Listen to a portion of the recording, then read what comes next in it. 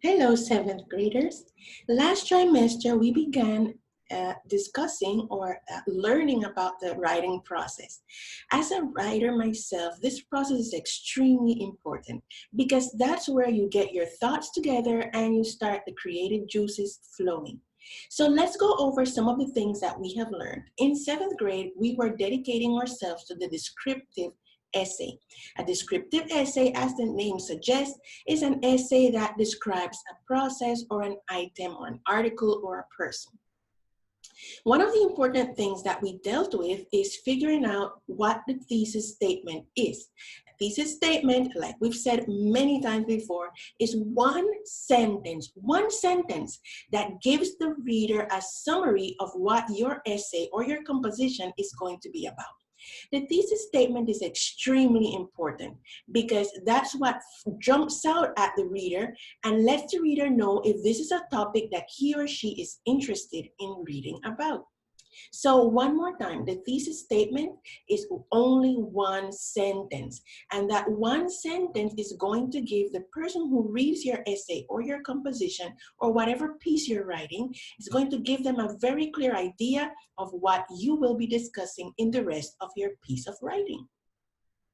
We also talked about creative titles. A title is extremely important because it's the first thing that the person reads. If your title is too long or too confusing or just plain boring, nobody's going to want to read the rest of what you've written. And so a short, spicy title is extremely important. So at this time, I'm going to share with you what's on my screen. And it's a paragraph that's describing something. And you are going to look at that paragraph, read it carefully, and then there are going to be some questions that you need to answer at the end of the paragraph.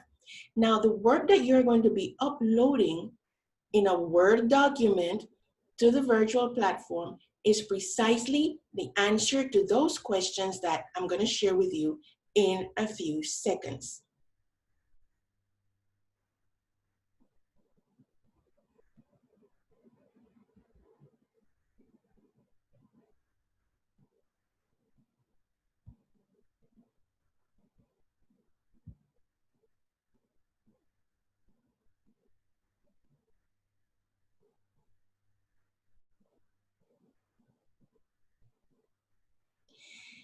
And there we go.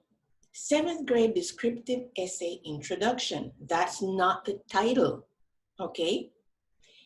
And this is what the paragraph says. Buying a house in Panama is easier than in most parts of the world. As long as you have a job, there is a house that fits your budget. One of the first things a lot of people do as soon as they get the new house is to build a fence.